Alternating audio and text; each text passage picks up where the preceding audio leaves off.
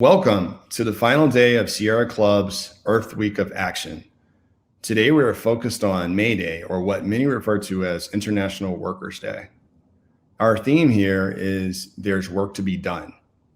Here we have developed a suite of materials and activities that share the context behind why building back better with labor unions matters, as we pursue the achievable goal of safer communities and a livable planet for everyone.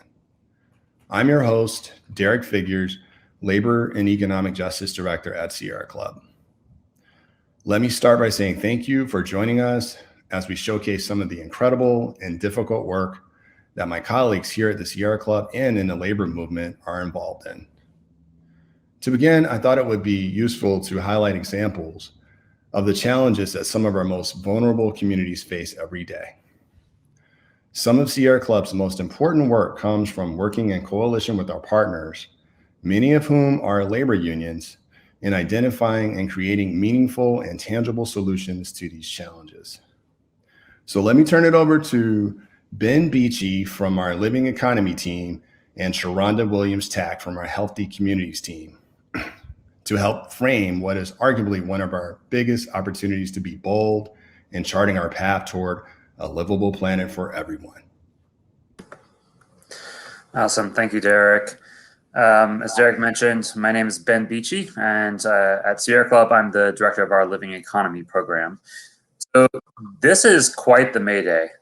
On this May Day, the Sierra Club is standing shoulder to shoulder with our union, racial justice, and climate allies as we embark on a once-in-a-generation fight to create millions of good union jobs by building a more just, clean energy economy. We are all fighting right now for an economic renewal plan that is as big and interconnected as the crises we face. Right now, 10 million people are still out of work, and another 7 million people who want a job have given up trying to find one. Unemployment among low-income households right now is right around Great Depression levels. Job losses have been particularly acute for women, and the unemployment rate for Black and Latinx workers is more than 50% higher than for white workers. So the question we're facing today is not just how do we create millions of jobs, it's what kind of economy do we want to live in on the other side of this pandemic? We cannot simply reopen the economy and hope things return to normal, because normal was fundamentally unjust, unhealthy, and unstable.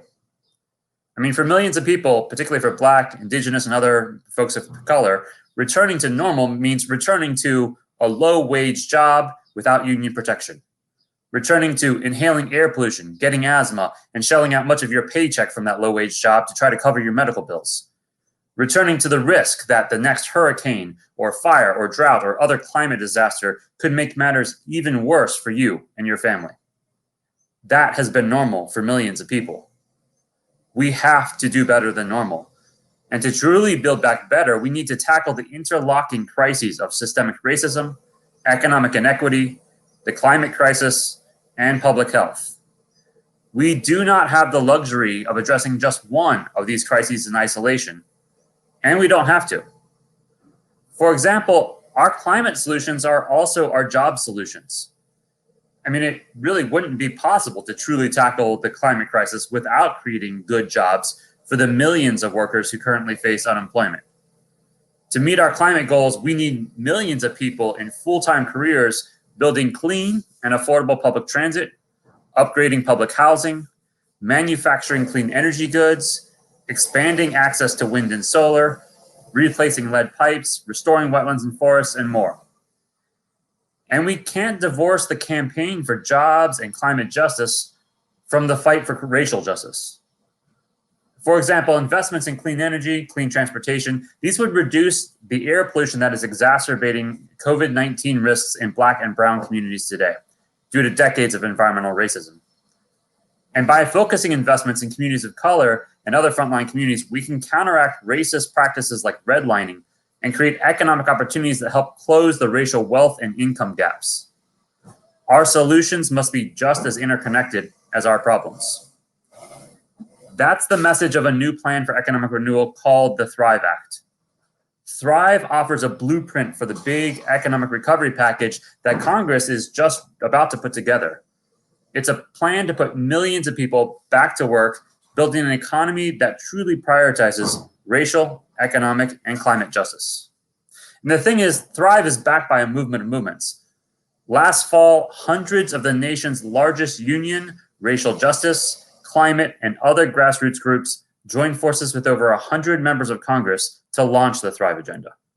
And it was thanks to this broad backing that Senate Leader Chuck Schumer pledged that Thrive would form a part of the governing agenda for 2021.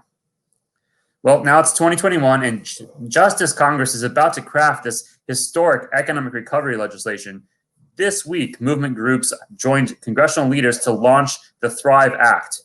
It's a bill with a detailed plan for economic renewal. And activists recently held over 200 events across the country, from Alaska to West Virginia, to call on their member of Congress to back a recovery package that is as bold in scale and rooted in justice as Thrive. I want to emphasize two big components of this Thrive plan that we're fighting for on this May Day. The first is scale. We need an economic renewal plan that is as large as the physical reality of climate change, the economic reality of the mass unemployment, and the structural reality of systemic racism. Now is not the moment for small-minded measures. We asked economists at the Political Economy Research Institute to model how big an investment package would need to be to meet our jobs, justice, and climate goals. And they produced a clear answer: $1 trillion per year for a decade. $1 trillion per year could create and sustain over 15 million good jobs, which is enough to end the unemployment crisis by putting everyone back to work. $1 trillion per year for a decade would cut our climate pollution nearly in half by 2030. And $1 trillion per year, with at least half going to frontline communities, would counteract systemic racism and economic, gender, and environmental injustice. Here's the breakdown of those 15 million jobs. We would create over 5 million jobs to upgrade our infrastructure for clean water, affordable public transit, and a reliable electric grid, so that we prevent disasters like we saw with the grid failure in Texas last month. We generate another 4 million jobs to expand access to wind and solar power, electric vehicles, and clean and healthy buildings. Another 4 million jobs would be created to protect our wetlands and forests and invest in family farmers who are already embracing regenerative agriculture. And finally, we'd create over 2 million jobs by investing in care for children and the elderly, work that is typically underpaid, undervalued, and performed by women of color. To make this a bit more tangible, we can break down those jobs numbers to some real-world examples. So there's 500,000 workers that would be employed to replace lead pipes and secure clean drinking water for all. Another 750,000 workers could upgrade our buildings to cut pollution and boost living standards, including every public housing unit, hospital, and school across the country. About 1.5 million people, twice the population of Detroit, would get high-wage manufacturing jobs to produce wind turbines, components for electric buses, and other clean energy goods. A quarter million workers would get jobs in programs to protect our lands and to restore polluted Superfund sites and abandoned coal mines, which would support communities from Appalachia to the industrial Midwest. This list goes on. So that's a ton of jobs, but job quality and job access matter just as much as job quantity. And that brings me to another big component of the Thrive Economic Renewal Plan, which is standards. It's essential that all of these investments be tied to strong labor and equity standards to ensure that the new jobs help curb racial, economic, and gender injustice. In fact, the latest labor data show that if we would just pump money into the economy without concern for labor or equity standards, we would be actively reinforcing the unjust status quo. In short, we would create millions of largely mediocre non-union jobs for predominantly white men. That's because many of the sectors we want to invest in, whether infrastructure or clean energy or agriculture or the care economy, many of these sectors have lower than average salaries, benefits, and union density. Some of these sectors pay 40 to 70% lower than the national average right now, offer health benefits for less than 40% of workers, and offer union protections for as little as 3% of workers. 3%. Many of the sectors slated for investment also employ a disproportionately low number of Black or female workers. Black employment is as low as 6% in some of these sectors, while women make up just 10% of the workforce in other sectors that would get investments. So to counteract such systemic inequities and chart a path to a more just society, First, we must pass the PRO Act so that workers' right to organize for better working conditions is fully protected. We stand in full solidarity with our union allies as they fight to win this landmark legislation for workers' rights. In addition, the economic recovery package has got to include strong labor standards to ensure that new jobs come with family-sustaining wages and benefits, access to unions, and equitable hiring practices that favor women and people of color. Even more, at least half of these investments must go to frontline communities to curb racial, economic, and environmental injustice. We need to disproportionately invest in those communities who have endured decades of divestment due to redlining, exclusion, and structural injustice. So let me conclude by emphasizing the opportunity that lies in front of us on this May Day. There are precious few opportunity moments when all of the requirements for big structural change line up. Broad public support, strong organizing, elected leaders that we can work with, and cross-movement unity. Now is one of those unicorn moments. That's what makes this economic recovery package a true once-in-a-generation opportunity. We intend to seize it, working with our union, racial justice, and climate partners to build an economy that fosters justice, not crisis. Thank you. With that, I'll turn it back to Derrick.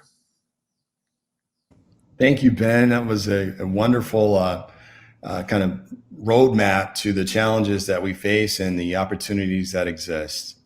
I think we can close now.